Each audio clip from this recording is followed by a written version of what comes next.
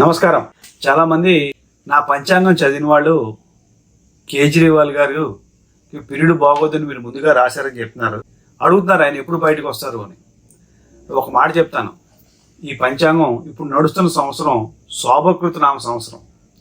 అంటే 2023 ఉగాది నుంచి 2024 ఉగాది దాకా ఈ పంచాంగంలో కేజ్రీవాల్ గారికి అనుకూలంగా ఉండదు ప్రాబ్లం అని చెప్పి నేను రాశాను. నేను ప్రతి సంవత్సరం కూడా నా పంచాంగంలో ప్రముఖుల జాతకాలు రాశాను. అంటే కేజ్రీవాల్ గారు ఇటువంటి ప్రముఖుల జాతకాలు రాశాను.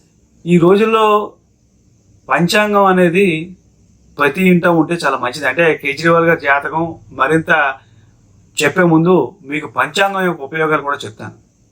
పంచాంగం ఏ ఒక్కరికో సిద్ధాంతి గారికో జ్యోతిష్యుడికే కాదు, పంతులు గారికే కాదు, ప్రతి వాళ్ళు కూడా వాడితే మంచిది. ఇంట్లో గోడకో క్యాలెండర్ పెడతాం.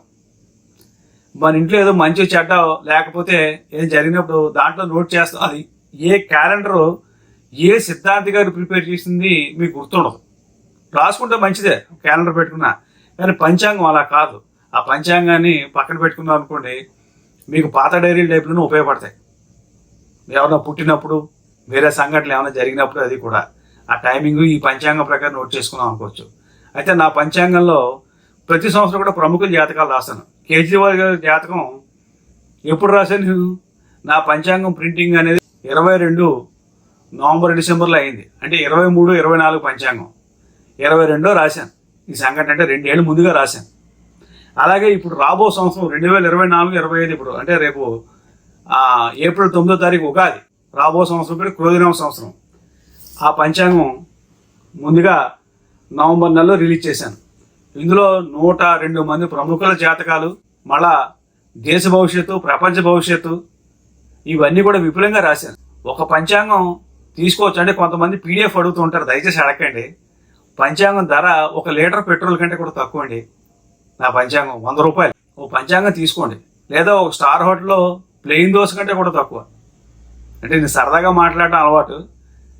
ఓ పంచాంగం తీసుకోవచ్చు. అంటే జాగ్రత్త ఉంటుందో తప్పలేదు, కానీ పీడిఎఫ్ అడగటం అనేది కరెక్ట్ కాదు. దయచేసి ఎవరు పీడిఎఫ్లు అడగండి. ఒకటే పంచాంగం తీసుకోండి. నా పంచాంగం కాదు, ఏదో పంచాంగం తీసుకోండి. నా పంచాంగం యొక్క ప్రత్యేకత ఏంటంటే మీకు రాశి ఫలితాలతో పాటు ప్రతి నెల కూడా మీ నెలలో ముఖ్యమైన తేదీలు కూడా ఇస్తాను. మంచివి చెడ్డవి అవి మీకు ఉపయోగపడతాయి. ఈ ప్రముఖుల జాతకాలు ఇవన్నీ కూడా ఎప్పుడు మనకంటే సెలబ్రిటీస్ని తెలుసుకోవాలని మనకి ఇంట్రెస్ట్ ఉంటుంది. అందువల్ల ఇవి చెప్తున్నాను. ఇంకా కేజ్రీవాల్ వరకు వస్తే ఆయనకి ఈ ప్రస్తుత గ్రహస్థితి ఏప్రిల్ 20 దాకా కొనసాగుతుంది. అంటే ఏప్రిల్ 20-25 మధ్యన ఆయనకి తర్వాత నుంచి కొంత తీవ్రత తగ్గడానికి అవకాశం ఉంది, పూర్తిగా కాదు. 2024 జూలై సెప్టెంబర్ మధ్యలో ఆయన మీద పెట్టిన ఈ యొక్క కేసులు కానీ లేకపోతే ఇప్పుడు ప్రస్తుతం ఆయన అనుభవిస్తున్న వ్యతిరేకమైన కాలం కానీ తీవ్రత కొంతవరకు తగ్గడానికి అవకాశం ఉంది.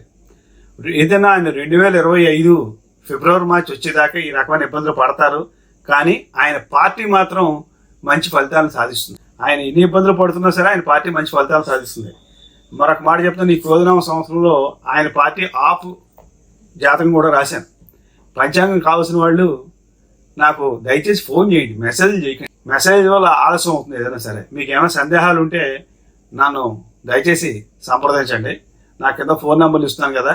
కేజ్రీవాల్ గారే కాకుండా ఇంకా ప్రముఖుల జాతకాలు చాలా ఉన్నాయి. ఈ ఎలక్షన్ రిజల్ట్ మన 2024 రేపు రాబోయే ఎలక్షన్ ఇది అన్నీ కూడా నేను నా పంచాంగంలో నేను ముందుగా రాశాను. కేజ్రీవాల్ గారు కొద్దిగా ఆరోగ్యం మీద కూడా శ్రద్ధ వహించాలి. అంటే ఈ కేసులు ఇవే కాదు, ఆరోగ్యం ఆయన మీద మరిన్ని అపవాదులు పెరగడం కూడా అవకాశం ఉంది. కానీ ఇవన్నీ తట్టుకొని ఆయన నిలబడతారు, నెమ్మదిగా ఆయన బయటపడతారు. కానీ ఈ జూలై దాకా మాత్రం కొద్దిగా ఇబ్బందిగా పడతారని చెప్పాను కదా. ముందు ఏప్రిల్ 20 దాటిన తర్వాత జూలై, తర్వాత నుంచి నెమ్మదిగా ఆయనకి అనుకూలమైన కాలం ప్రారంభం అవుతుంది.